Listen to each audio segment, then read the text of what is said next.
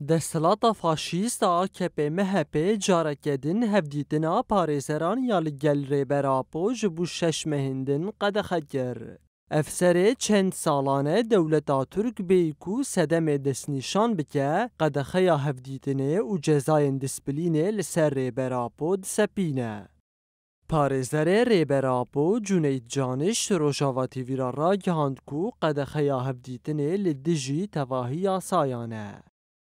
حقوق یا نافخیجی یا نواخجی یعنی حقوق خجی بن پیدکه لورا بوچم بید بیجن یعنی سدماوی چیه اشکره نابیجن و هیچ کو وک شخرا ستاندارد اک چه کرنه دادگه درونه 6 ماه جاره که بریاره که دردخه پشت 6 ماه خلاص و جاردی بریاره که دردخه و بنگه که حقوقی براستی جدینه یعنی ام دزانه و بنگه هاش به وان بریارت هنینا 2011 دما کو اپراسیون سر حوالین می پاریزر چه بو و دمه یکونا سر و کمار ترکیه اردوغان به دفکی گوت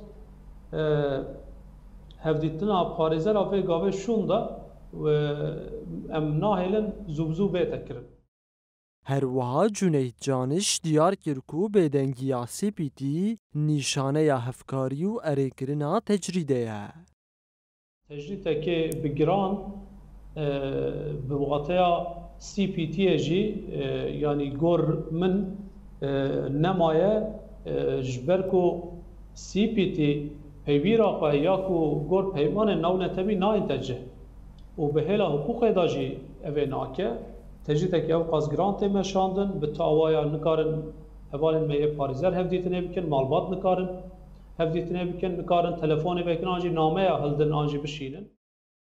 Cara herî dawiyê 25 Adara 2021 rêberapo birêya telefonê li gel malbata xwe axivî û ji wê demê ve zêdetirî 32 mehane tuagahî ji îmraliyê nehatine wergirtin.